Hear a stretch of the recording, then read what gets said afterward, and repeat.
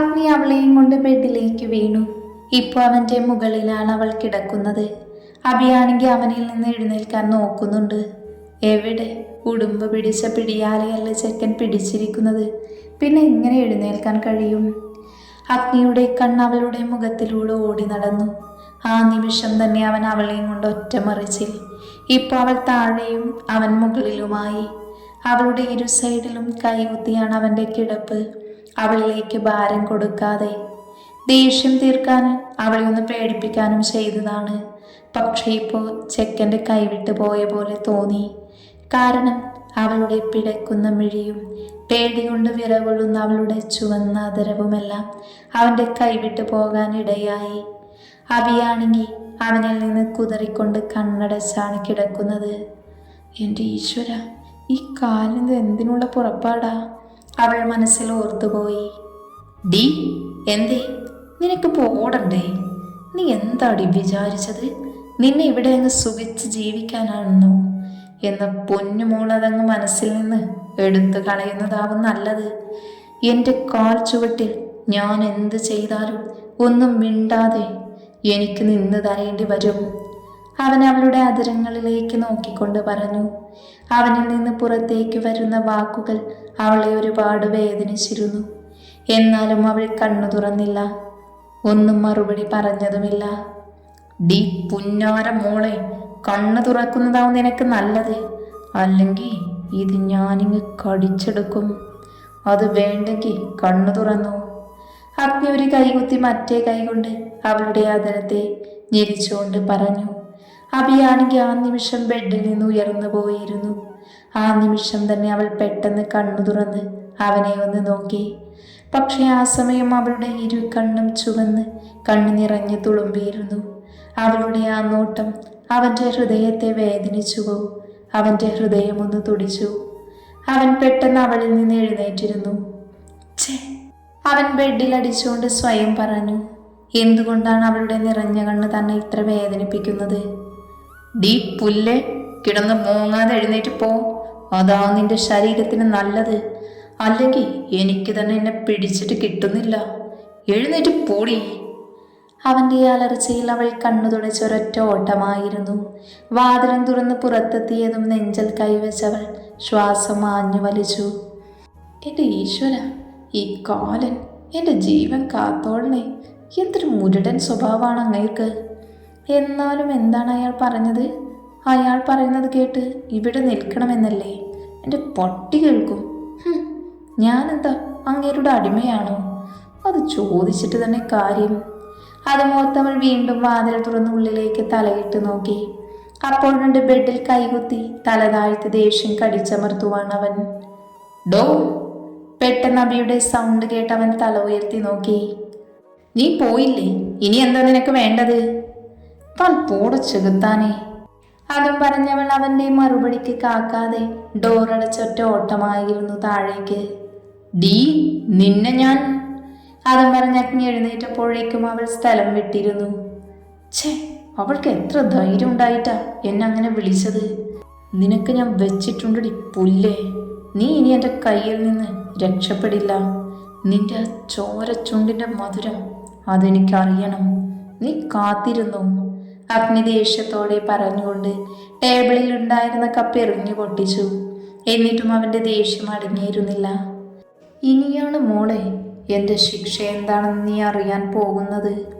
അവൻ അതും പറഞ്ഞ് ഫോണും കീയും എടുത്ത് പുറത്തേക്ക് ഇറങ്ങി.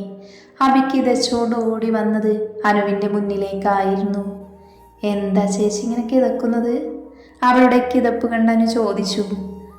അത് ഒന്നുമില്ല. അനു, നീ വാ, നമുക്ക് ബ്രേക്ക്ഫാസ്റ്റ് കഴിക്കാം. അബി എങ്ങനെയൊക്കെയോ പറഞ്ഞൊപ്പിച്ചു. അങ്ങനെ അങ്ങ് പോയാലോ ചേച്ചി? കാര്യം പറഞ്ഞിട്ട് പോ. ചേച്ചിയുടെ മുഖമെല്ലാം ചോര തൊട്ടെടുക്കാൻ പാകത്തിനായിട്ടുണ്ടല്ലോ. എന്താണ്, എൻ്റെ ഏട്ടൻ സ്വീറ്റായിട്ട് എന്തെങ്കിലും തന്നോ? അനു അവളുടെ കവിളിൽ നുള്ളിക്കൊണ്ട് ചോദിച്ചു. ചി പൂടി, നിൻ്റെ ഏട്ടന് ഞാൻ മിക്കവാറും കൊള്ളാൻ ചാൻസ് ഉണ്ട്. അവൾ എന്തോ ഓർത്തുകൊണ്ട് പറഞ്ഞു. നടന്നത് തന്നെ. എൻ്റെ ഏട്ടൻ ചേച്ചിയെ സ്നേഹിച്ചു കൊള്ളാതെ നോക്കിക്കോ. അവൾ അഭിയെ മൊത്തത്തിലൊന്ന് ഒഴിഞ്ഞു നോക്കിക്കൊണ്ട് പറഞ്ഞു. അനു! പെട്ടെന്നാണ് പുറകിൽ നിന്ന് അഗ്നിയുടെ അലർച്ച കേട്ടത്. അയ്യോ, കാലൻ അല്ല ഏട്ടൻ. അനു അത് പറഞ്ഞൊരൊറ്റ ഓട്ടം അടുക്കളയിലേക്ക്. അഭിയാണെങ്കിൽ എൻ്റെ ഈശ്വര, ഈ ചെകുത്താൻ ഇത്ര പെട്ടെന്ന് ഇങ്ങോട്ട് എഴുന്നള്ളിയോ? അതും പറഞ്ഞ് പതിയെ അവിടെ നിന്നും വലിഞ്ഞു. നിന്നെ ഞാൻ എടുത്തോളാം, അഗ്നി അഭിയെ നോക്കി പറഞ്ഞു. താൻ പോടോ, അഭി പേടി മറിച്ച് ധൈര്യത്തോടെ പറഞ്ഞ് അവിടെ നിന്നും ഓടിപ്പോയി. ഇല്ലെങ്കിൽ ചെക്കനെ എല്ല് പോലും ബാക്കി വെക്കില്ല എന്ന് അവൾക്കറിയാം. ഡി, അഗ്നി അലറിക്കൊണ്ട് അവളുടെ അടുത്തേക്ക് വന്നതും മുത്തശ്ശി ഹാളിലേക്ക് വന്നതും ഒരുമിച്ചായിരുന്നു. എന്താണ്ടാ കണ്ണ നീ മോളെ പേടിപ്പിക്കുന്നത്? നിനക്ക് എൻ്റെ കയ്യിൽ നിന്ന് നല്ലോണം കിട്ടുവേ, മുത്തശ്ശി കള്ള ഗൗരവത്തോടെ പറഞ്ഞു. അത് കണ്ടതും അഗ്നി ഒരു ചിരിയോടെ ചെയറിലേക്കിരുന്നു. പിന്നെ എല്ലാവരും ബ്രേക്ക്ഫാസ്റ്റ് കഴിച്ച ആ സമയം അഗ്നിയും അഭിയും ഒന്നും മൈൻഡ് പോലും ചെയ്തില്ല. പിന്നെ കുറച്ച് സമയം കഴിഞ്ഞതും അമ്മ അവരോട് രണ്ടുപേരോടും ഷോപ്പിങ്ങിന് പോകാൻ പറഞ്ഞു. അഭി അനുവിനെ കുറെ വിളിച്ചു അവളും കൂടെ പോരാന്. അവൾക്ക് ചേട്ടൻ്റെ കയ്യിൽ നിന്ന് നേരത്തെ പറഞ്ഞതിന് വഴക്ക് കേൾക്കുമോ എന്ന് കരുതി അവൻ്റെ മുന്നിൽ പെടാതെ മുങ്ങി നടക്കുവാണ് പെണ്ണ്. അതുകൊണ്ട് അനുവില്ല വയറുവേദനയാണെന്ന് പറഞ്ഞു മുങ്ങി. അഭിക്കറിയാമായിരുന്നു വരാതിരിക്കാൻ ചുമ്മാ ഒരു കാരണം പറഞ്ഞതാണെന്ന്. പിന്നെ എന്തും വരട്ടെ എന്ന് കരുതി അഭി അവൻ്റെ കൂടെ പോയി. കാറിൽ കയറാൻ നിന്നതും ബാക്കിൽ കയറണോ ഫ്രണ്ടിൽ കയറണോ എന്നോർത്ത് ഒരു നിമിഷം നിന്നു. ഡി പുല്ലേ, മര്യാദയ്ക്ക് ഫ്രണ്ടിൽ വന്ന് കയറിക്കോ, ഞാൻ നിന്റെ ഡ്രൈവറൊന്നുമല്ല. അവൻ്റെ വായിൽ നിന്ന് കേട്ടതും എവിടെ കയറണമെന്ന് സംശയം അവളിൽ ഉണ്ടായിരുന്നില്ല. എന്തും വരട്ടെ എന്നോർത്ത് ഫ്രണ്ട് ഡോറ് തുറന്നകത്തേക്കു കയറി. അഭിയുടെ ഹൃദയം സ്പീഡിൽ മിടിക്കാൻ തുടങ്ങി. അവൻ്റെ സാമീപ്യം അറിയും തോറും അവളുടെ കൈയും കാലും വിറക്കാനും തുടങ്ങി. എൻ്റെ ഈശ്വര, ഈ കാലൻ എന്നെ കൊല്ലാതിരുന്നാൽ മതിയായിരുന്നു, അവൾ നെഞ്ചിൽ കൈവച്ച് പ്രാർത്ഥിച്ചു. ഡി, കാളിയാർമഠത്തിലെ തമ്പുരാട്ടിയോട് ഇനി പ്രത്യേകം പറയണോ സീറ്റ് ബെൽറ്റ് ഇടാന്? അവൻ കലിപ്പിൽ പറഞ്ഞതും അവളൊന്ന് ഞെട്ടിക്കൊണ്ട് അവനെ ഒന്ന് കൂർപ്പിച്ച് നോക്കി. എന്നിട്ട് സീറ്റ് ബെൽറ്റ് ഇട്ടു. ഇയാൾക്കെന്തോന്ന് പതിയെ പറഞ്ഞൂടെ? എനിക്ക് ചെവി കേൾക്കാത്ത പ്രശ്നമൊന്നും ഇല്ലല്ലോ, എപ്പോഴും ഇങ്ങനെ അലറാന്. അഭി പിറുപിറുത്തു. ഭവതി എന്തെങ്കിലും ഒഴിഞ്ഞോ ആവോ? അഗ്നി ഗൗരവത്തോടെ തന്നെ ചോദിച്ചു. ഓ ഇല്ല, അവൾ കുറച്ച് ദേഷ്യത്തിൽ മറുപടി പറഞ്ഞ് നേരെ നോക്കിയിരുന്നു. അഗ്നി പിന്നെ ഒന്നും നോക്കിയില്ല, പറപ്പിച്ചങ്ങ് വിട്ടു. കുറച്ചു ദൂരം പോയതും അവൻ്റെ കാലെ ആക്സിലേറ്ററിൽ അമർന്നുകൊണ്ടിരുന്നു. അവളോടുള്ള ദേഷ്യം മുഴുവൻ അതിൽ തീർക്കുവാണെന്ന് അവൾക്ക് മനസ്സിലായി. എൻ്റെ ദൈവമേ, ഇയാൾ എന്നെ കൊണ്ട് പരലോകത്തേക്കാണോ പോകുന്നത്? അഭി അറിയാതെ പറഞ്ഞുപോയി. സ്പീഡ് കൂടുന്നത് കണ്ട് അഭിക്ക് പേടിയായി തുടങ്ങി. അവൾ സീറ്റിൽ മുറുക്കെ പിടിച്ചിരുന്നു. പെട്ടെന്നാണ് അവൻ ബ്രേക്ക് ഇട്ടത്. അഭി തല ഉയർത്തി നോക്കിയതും മംഗലത്ത് ഷോപ്പിംഗ് മോൾ എന്ന് കണ്ടതും നെഞ്ചിൽ കൈവച്ച വേഗം കാറിൽ നിന്നും ചാടിയിറങ്ങി. എൻ്റെ ഈശ്വര, എൻ്റെ ജീവൻ തിരിച്ചു തന്നതിന് ഒത്തിരി നന്ദി. ഈ കാലൻ്റെ ദേഷ്യം ഒന്ന് കുറക്കണേ ദൈവമേ, അവൾ ആ നിമിഷം പ്രാർത്ഥിച്ചു പോയി. അഗ്നി പിന്നെ ഒന്നും സംഭവിച്ചില്ല എന്ന പോലെ കാറിൽ നിന്നിറങ്ങി ഉള്ളിലേക്ക് പോവാൻ തുടങ്ങിയതും ഷോ, ഈ കാലൻ ഇങ്ങനൊരു പെണ്ണ് കെട്ടിയതുപോലും മറന്നു എന്ന് തോന്നുന്നു. അതും പറഞ്ഞ് അഭി അവൻ്റെ അടുത്തേക്ക് ഓടിപ്പോയി അവൻ്റെ ഒപ്പം നടന്നു. അവനെ കണ്ട് സ്റ്റാഫ്സ് എല്ലാം ബഹുമാനം കാണിക്കുന്നുണ്ട്. എവിടെ കാലൻ അതൊന്നും മൈൻഡ് ചെയ്യുന്നില്ല. ഡി, നിനക്കെന്താ വേണ്ടതെന്ന് പറഞ്ഞു കൊടുത്തേക്ക്, എന്നിട്ടെല്ലാം വാങ്ങിയിട്ട് വന്നാൽ മതി, ഞാൻ ഇവിടെ ഉണ്ടാകും. അതും പറഞ്ഞവൻ ഓഫീസ് റൂമിലേക്ക് കയറാൻ നിന്നതും അവൾ പെട്ടെന്ന് അവൻ്റെ കയ്യിൽ പിടിച്ചു. പ്ലീസ്, എനിക്ക് ഒറ്റയ്ക്ക് പേടിയാ, എൻ്റെ കൂടെ വരുമോ? അവൾ മടിയോടെ തലതാഴ്ത്തി പറഞ്ഞു. അവളുടെ സംസാരം കേട്ട് അവൻ അന്തം വിട്ടു അവളെ ഒന്ന് നോക്കി. എന്നിട്ട് മറുപടി പറഞ്ഞു. അല്ല, കാളിയാർ മഠത്തിലെ മഹാറാണിക്ക് പേടിയോ? അങ്ങനെ വരാൻ ചാൻസ് ഇല്ലല്ലോ. അവൻ്റെ കളിയാക്കിയുള്ള സംസാരം കേട്ട് അവൾക്കങ്ങ് വിറഞ്ഞു കയറി. എങ്കിലും ഇപ്പം തൻ്റെ ആവശ്യമാണ് എന്നോർത്ത് അവൾ ക്ഷമിച്ച് ഒന്നും മിണ്ടാതെ നിന്നു. നിന്നിവിടെ ആരും മൂക്കിൽ വരച്ച് കയറ്റത്തൊന്നുമില്ല, വേണമെങ്കിൽ ഒറ്റയ്ക്ക് പോയെടുത്തോ, എനിക്ക് വേറെ പണിയുണ്ട്, അവൻ പുച്ഛത്തോടെ പറഞ്ഞു. അത് കേട്ട് അഭിക്ക് വിഷമം തോന്നിയെങ്കിലും ഇനി അവനോടൊന്നും പറഞ്ഞിട്ട് കാര്യമില്ല എന്നോർത്ത് അവൾ മുന്നോട്ട് നടന്നു. അഗ്നി അവൾ പോകുന്നത് നോക്കി ഒരു നിമിഷം നിന്നു. അപ്പോഴാണ് ഒരു സൈഡിൽ അവളെ ഒഴിഞ്ഞു നോക്കിക്കൊണ്ട് രണ്ടുപേര് നിൽക്കുന്നത് കണ്ടത്. അവരുടെ നോട്ടം അത്ര ശരിയല്ല എന്ന് തോന്നിയതും അവൻ്റെ ഞരമ്പ് വലിഞ്ഞു മുറുകി. അവൻ ആ ദേഷ്യത്തോടെ തന്നെ അവളുടെ അടുത്തേക്ക് പോയി അവളുടെ കയ്യിൽ കയറി പിടിച്ച് ഒന്നും അറിയാത്ത പോലെ മുന്നോട്ട് നടന്നു. അഭിയാണെങ്കിൽ ഇങ്ങേർക്ക് ഇതെന്തു പറ്റി, ആരെങ്കിലും ഉലക്ക വെച്ച് തലക്കടിച്ചോ എന്ന് വരെ ഓർത്തുപോയി. കിളി പോയ പോലെ മുന്നോട്ട് നടന്നു. ആ സമയം അവളുടെ ചുണ്ടിൽ ചെറിയൊരു ചിരിയുണ്ടായിരുന്നു. പിന്നെ എല്ലാം പെട്ടെന്നായിരുന്നു. അവൾക്ക് വേണ്ടതെല്ലാം ഓരോ സെക്ഷനിലും പോയി എടുത്തു. അപ്പോഴൊക്കെ അവൾക്കൊരു കവചമായി അഗ്നി ഫോണിൽ നോക്കി അവളുടെ അടുത്തുണ്ടായിരുന്നു. അവൻ അടുത്തുണ്ടായത് കൊണ്ട് തന്നെ അവളുടെ അടുത്തേക്ക് ആരും വന്നില്ല. അത്രത്തോളം അഗ്നി എല്ലാവർക്കും പേടിയായിരുന്നു. പിന്നെ എല്ലാം പെട്ടെന്നായിരുന്നു. അവരുടെ ഷോപ്പിംഗ് കഴിഞ്ഞ് അവർ വീട്ടിലേക്ക് പോയി. ആ സമയം അഗ്നി കുറച്ച് ദേഷ്യം കുറഞ്ഞിരുന്നു. അതുകൊണ്ട് തന്നെ കാറിന്റെ സ്പീഡ് കുറവായിരുന്നു. രണ്ടുപേരും പിന്നെ ഒന്നും മിണ്ടിയില്ല. അവൾക്ക് പേടിയായിരുന്നു എന്തെങ്കിലും മിണ്ടാൻ. അഗ്നി പിന്നെ അവളെ മൈൻഡ് പോലും ചെയ്തില്ല. വീട്ടിലെത്തിയതും അഗ്നി അവളെ ഇറക്കിയിട്ട് നേരെ കാറും എടുത്തു പോയി. ഈ കാലിനൊന്നും മിണ്ടിക്കൂടെ ചെകുത്താൻ. അഗ്നിയെ പ്രാഗിക്കൊണ്ട് കവറുകളും എടുത്ത് അവൾ അകത്തേക്ക് പോയി. വാങ്ങിയ ഡ്രസ്സും സാധനങ്ങളെല്ലാം അമ്മയെയും അനുവിനെയും മുത്തശ്ശിയെയും കാണിച്ചു കൊടുത്തു. അവർക്കെല്ലാവർക്കും ഇഷ്ടപ്പെട്ടിരുന്നു. അങ്ങനെ അവൾ ക്ഷീണം മാറ്റാനായി റൂമിൽ പോയി കിടന്നു. അഗ്നി പിന്നെ രാത്രിയാണ് വീട്ടിലേക്ക് വന്നത്. മോനെ, നീ എവിടെയായിരുന്നു ഇത്രയും സമയം?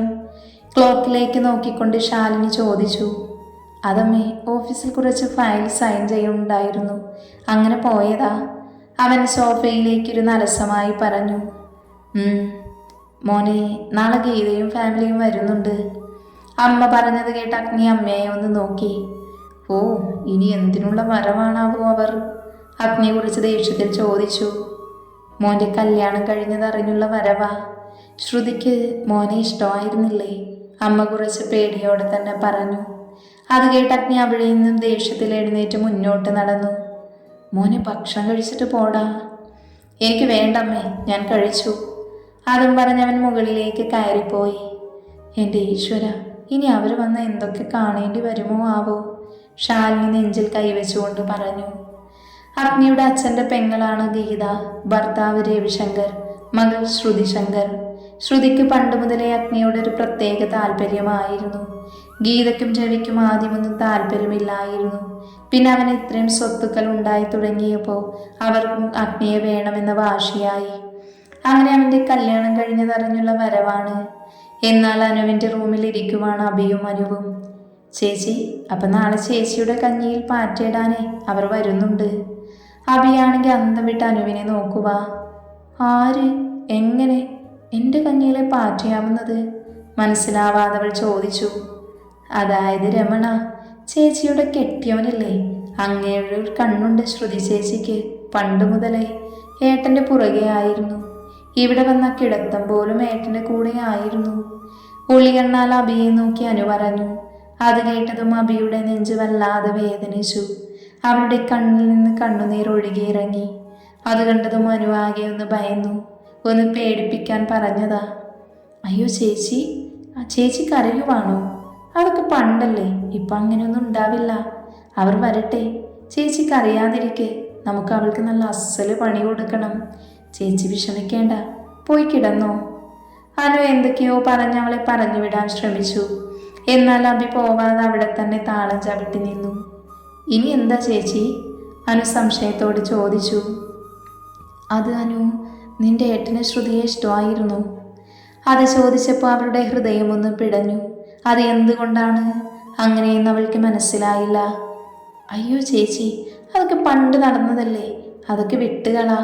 അവർ രണ്ടുപേരും അത് മറന്നിട്ടുണ്ടാവും. ചേച്ചി ഇപ്പം അതൊന്നും ഓർക്കേണ്ട, പോയി കിടന്നു. ഏട്ടൻ കാത്തിരിക്കുന്നുണ്ടാവും, ചെല്ല്. അതും പറഞ്ഞാലും അവളെ റൂമിൽ നിന്ന് പുറത്താക്കി ഡോറടച്ചു. ഹോ ഭാഗ്യം, അപ്പം ചേച്ചിക്ക് എൻ്റെ ഏട്ടനെ ഇഷ്ടമുണ്ടല്ലേ. പക്ഷേ അത് പുറത്ത് കാണിക്കില്ല. ശരിയാക്കി തരാം. ചേച്ചിയുടെയും ഏട്ടൻ്റെയും പ്രണയം ഞാൻ പുറത്തു കൊണ്ടുവരും. കറക്റ്റ് സമയത്താണ് എന്തായാലും ആ പൂതന വരുന്നത്. അത് ഇവർ തമ്മിൽ അടുക്കാൻ കാരണമാവുകയും ചെയ്യും. അതും പറഞ്ഞ് മൂടി പുതച്ച് കിടന്നു. എന്നാൽ ഇതേ സമയം അനുവിൻ്റെ റൂമിൽ നിന്നിറങ്ങിയ അഭിക്ക് എന്തോ സങ്കടം സഹിക്കാൻ കഴിയുന്നില്ല.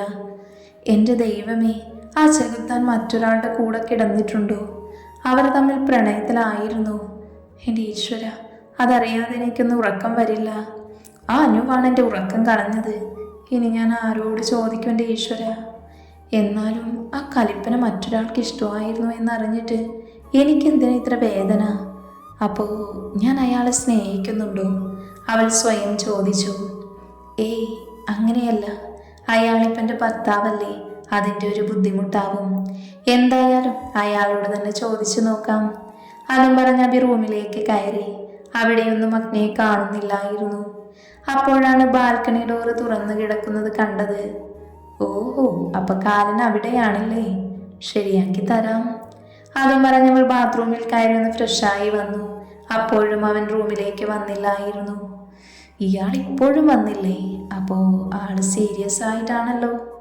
എന്തായാലും ഒന്ന് പോയി നോക്കാം, എന്താണ് അവിടെ പരിപാടി എന്ന് അറിയണമല്ലോ. അങ്ങനെ അബി അവൻ്റെ അരികിലേക്ക് നടന്നു. ചെന്നപ്പോഴുണ്ട് ഒരു കൈ റെയിലിങ്ങിൽ പിടിച്ച് മറുകൈ കൊണ്ട് സിഗരറ്റ് ആഞ്ഞു വലിക്കുന്നു. ഇയാളെ ഇന്ന് ഞാൻ ഇതും വലിക്കുമോ ഈശ്വര? അവൻ വലിക്കുന്നത് കണ്ട് അബിക്ക് തീരെ ഇഷ്ടപ്പെട്ടില്ല. ദൈവമേ, ഞാൻ മുടിയഴിച്ചിട്ടിരിക്കുവാണ്, അത് കണ്ട ദേഷ്യം വരുമോ ആവോ? എന്നാലും വേണ്ടില്ല, സിഗരറ്റ് ഞാൻ വലിക്കാൻ സമ്മതിക്കില്ല. അതും പറഞ്ഞ് എന്തോ ഒരു ധൈര്യത്തിന് അവൾ നേരെ അവൻ്റെ മുന്നിൽ പോയി അവൻ വലിച്ചുകൊണ്ടിരിക്കുന്ന സിഗരറ്റ് എടുത്ത് താഴേക്ക് എറിഞ്ഞു. ഡോ, താൻ സിഗരറ്റ് വലിക്കുമല്ലേ? ഇനി ഇത് വലിക്കാൻ പാടില്ല. അവ എന്തൊക്കെയോ വിളിച്ചു പറഞ്ഞു. ഡി! അവളുടെ ആ പ്രവൃത്തി അവൻ്റെ ദേഷ്യം അതിൻ്റെ മൂർധന്യാവസ്ഥയിലെത്താൻ കാരണമായി. എന്ത് ധൈര്യത്തിലാണ് പുല്ലേ എൻ്റെ കയ്യിൽ നിന്ന് എടുത്തു അത് വലിച്ചെറിഞ്ഞത്? അതും പറഞ്ഞ് അവളുടെ അരയിലൂടെ കൈയിട്ട് അവനിലേക്ക് ചേർത്തു നിർത്തി. അങ്ങനെയൊന്നും പ്രതീക്ഷിക്കാത്തത് കൊണ്ട് അബിയാകെ പേടിച്ചു പോയി. അപ്പോഴാണ് അവൾക്ക് താൻ ചെയ്ത പ്രവൃത്തിയുടെ ആഴം എത്രയാണെന്ന് മനസ്സിലായത്. അവളിൽ നിന്ന് വിറക്കാൻ തുടങ്ങി. പറയടി, എന്ത് ധൈര്യത്തിലാണെന്ന്? അവൻ്റെ അലർച്ച അവളെ ഭീതിപ്പെടുത്തി. അത് എനിക്ക് സിഗരറ്റിൻ്റെ സ്മെല്ല് ഇഷ്ടമല്ല, അതാ ഞാൻ. അബി എങ്ങനെയൊക്കെയോ പറഞ്ഞൊപ്പിച്ചു. ഓഹോ, അങ്ങനെയാണോ? എന്നെൻ്റെ പൊന്നുമോള്, അത് രുചിച്ചിട്ട് പോയാൽ മതി. പിന്നെ ഒരു കാര്യം, നിന്നോട് ഞാൻ പറഞ്ഞതല്ലേ നിന്റെ മുടി ഇങ്ങനെ അഴിച്ചിടരുത് എന്ന്. നിനക്ക് കേൾക്കാൻ വയ്യല്ലേ? എന്നാലേ അതിനും എൻ്റെ കയ്യിൽ മാർഗമുണ്ട്. അതും പറഞ്ഞ് അവളുടെ മുടിയിൽ അവൻ്റെ കൈ പതിഞ്ഞു. അബിയൊന്ന് എരിവ് വലിച്ചു. അവൾക്ക് ചെറുതായിട്ട് വേദനിച്ചു. എന്താടി പുല്ലേ, നിനക്കെൻ്റെ സിഗരറ്റ് വലിച്ചെറിയണമല്ലേ? ഇനി അങ്ങനെ ഒരു തെറ്റ് ചെയ്യാൻ വരുമ്പോൾ ഓർത്തു വെക്കാൻ ഞാനൊരു സമ്മാനം തരട്ടെ. അതും പറഞ്ഞ് അവളെ ഒന്നുകൂടെ അവൻ്റെ നെഞ്ചിലേക്ക് അമർത്തി. ആ നിമിഷം രണ്ടു പേരിലും കരണ്ട് പാസ് ചെയ്തതുപോലെ തോന്നി. അവളുടെ നിറഞ്ഞു നിൽക്കുന്ന പതുപതുത്ത മാറുകൾ അവൻ്റെ നെഞ്ചിൽ ഞെരിഞ്ഞമർന്നു. അഗ്നിയുടെ വായിൽ നിന്നറിയാതെ ഉതിർന്നു വന്നു ആ സീൽക്കാരം. അബിയാണെങ്കിൽ ഇരു കണ്ണുമടച്ച് അവനിൽ നിന്ന് കുതിരാൻ ശ്രമിക്കുന്നുണ്ട്. പക്ഷെ ഒന്ന് അനങ്ങാൻ പോലും അവൾക്ക് കഴിയുന്നില്ല. എന്താണ് പെണ്ണേ, നിന്റെ ഹൃദയം ഇങ്ങനെ മിടിച്ച അത് പൊട്ടിപ്പോകില്ലേ? അവൻ്റെ നിശ്വാസം അവളിൽ തട്ടിയതും അവൾ നിന്ന് വിയർത്തുപോയി. നീ എന്തിനെങ്ങനെ വിയർക്കുന്നത്? നിനക്ക് ശിക്ഷ വേണ്ടേ? അവൻ അവളുടെ മുടിയിൽ മുറുക്കെ പിടിച്ചുകൊണ്ട് ചോദിച്ചു. വേണ്ട, അവൾ എങ്ങനെയൊക്കെയോ വിക്കിക്കൊണ്ട് പറഞ്ഞു. അതെങ്ങനെ ശരിയാവും? നിനക്ക് സിഗരറ്റിൻ്റെ സ്മെല്ല് പറ്റില്ല അല്ലേ? അതും പറഞ്ഞ് അവൻ അവളുടെ മുഖത്തേക്ക് ഊതി. ആ നിമിഷം അബിക്ക് വല്ലാത്തൊരു ബുദ്ധിമുട്ട് ഫീൽ ചെയ്തു. എങ്ങനെയുണ്ട്, ഇഷ്ടായോ? അതോ ഇനി രുചിച്ചറിയണോ? അതും പറഞ്ഞ് അവളുടെ കീഴ്ചുണ്ടിനെ അവൻ ഞെരിച്ചു വിട്ടു. അവൾ ഇന്ന് ഉയർന്നു പൊങ്ങി. ആ നിമിഷം അവളുടെ മാറുകൾ അവൻ്റെ നെഞ്ചിലൂടെ ഉരസിപ്പോയി. മാറുകളുടെ പതുപതുത്ത സുഖം അവൻ അറിഞ്ഞതും അഗ്നി കണ്ണടച്ചത് ആസ്വദിച്ചു പോയി. എന്നാൽ അബിയാണെങ്കിൽ എങ്ങനെയെങ്കിലും അവിടെ നിന്ന് പോയാൽ മതി എന്ന അവസ്ഥയായിരുന്നു. നീ എൻ്റെ ദേഷ്യം ഇങ്ങനെ സുഖിപ്പിച്ച് കളഞ്ഞല്ലോ പെണ്ണെ, അതിന് നിന്നെക്കൊണ്ട് മാത്രമേ കഴിയത്തുള്ളൂ. അവനറിയാതെ പറഞ്ഞുപോയി. പക്ഷെ അബി അത് ശ്രദ്ധിച്ചില്ല. ഇനി എന്നെ സുഖിപ്പിച്ച പിന്നെ മോൾ അറിയും ഈ ചെകുത്താൻ്റെ തനി സ്വഭാവം. ആ മഴയിൽ നീ കുളിച്ച് കയറേണ്ടി വരും. അത് വേണോ? അവൻ അവളുടെ ചെവിക്കരികിൽ വന്ന് പറഞ്ഞു. അബിയുടെ നെഞ്ചിൽ വെള്ളിന് വെട്ടി. ഇനിയും മാറിയില്ലെങ്കിൽ ഇയാളെന്നെ നശിപ്പിക്കും, അതുറപ്പാ. അവൾ ആ നിമിഷം മനസ്സിലോർത്തു. എന്നാലും എന്ത് ധൈര്യത്തിലാണ് നീ അത് വലിച്ചെറിഞ്ഞത്? അതിനൊരു സമ്മാനം വേണ്ടേ നിനക്ക്? അതും പറഞ്ഞവൻ അവളുടെ കഴുത്തിലേക്ക് മുഖം കൊഴുത്തി. അബിയുടെ ഒരു കൈ റൈലിങ്ങിൽ പിടുത്തമിട്ടു, മറുകൈ അവൻ്റെ പുറത്തമർന്നു. അവളുടെ നഖം അവിടെ ആഴ്ന്നിറങ്ങി. അഗ്നിയാണെങ്കിൽ അവളുടെ ശരീരത്തിലെ വിയർപ്പിൻ്റെയും ഷാമ്പുവിൻ്റെയും ഗന്ധം മതിവരുവോളം വലിച്ചെടുത്തു. അതവനെ മത്തു പിടിപ്പിച്ചു. അവൻ്റെ അതിരം അവളുടെ കഴുത്തിൽ അമർന്നു. അതിൻ്റെ കൂടെ പല്ലും. അവളിൽ നിന്നും ഒരാർത്തനാദം പുറത്തേക്ക് വന്നു. അബിയുടെ പല്ലും നാവും ചുണ്ടും അവിടെ ഒഴുകി നടന്നു. അവളുടെ കഴുത്തിലെ പച്ച നരമ്പിനെ അവൻ കടിച്ചു വലിച്ചു. അവൻ്റെ ഓരോ പ്രവൃത്തിയും അവൾക്ക് വേദനിച്ചിരുന്നു. ഇനിയും ഇങ്ങനെ നിന്ന് പറ്റില്ല എന്ന് മനസ്സിലായതും സർവശക്തിയും എടുത്ത് അബി അവനെ ഒറ്റത്തള്ള്. പ്രതീക്ഷിക്കാത്തതായതുകൊണ്ട് അവൻ പുറകോട്ട് നാഞ്ഞുപോയി. ആ സമയം തന്നെ അബി അവിടെ നിന്നും ഓടിപ്പോയിരുന്നു. അപ്പോഴാണ് അഗ്നിക്ക് താനിപ്പോൾ എന്താ ചെയ്തത് എന്ന ബോധം വന്നത്. എന്നാലും ഞാൻ എത്ര ദേഷ്യത്തിലായിരുന്നു. അവൾ വന്നപ്പോൾ പെണ്ണിൻ്റെ കയ്യിൽ നിന്ന് സിഗരറ്റ് എടുത്തപ്പോൾ അത് കുറച്ച് കൂടിയെന്നല്ലാതെ കുറഞ്ഞില്ല. എന്നിട്ടും അവളുടെ സാമീപ്യം എന്നെ കൂളാക്കി. അതിനു മാത്രം എന്ത് ശക്തിയാണ് പെണ്ണെ നിന്നിലുള്ളത്. നിന്റെ മുടി അങ്ങനെ നിവർത്തിട്ടത് കണ്ടാൽ പിന്നെ എനിക്കെൻ്റെ കൺട്രോൾ പിടിച്ചാൽ കിട്ടില്ല. അത് നിനക്കറിയില്ലല്ലോ. അതുകൊണ്ടല്ല ഞാനത് കെട്ടിവെക്കാൻ പറയുന്നത്. നീ എന്നെ വഴി തെറ്റിക്കും. നിനക്ക് ഞാൻ വെച്ചിട്ടുണ്ടടി കാന്താരി. അതും പറഞ്ഞ് അഗ്നി റൂമിലേക്ക് നടന്നു.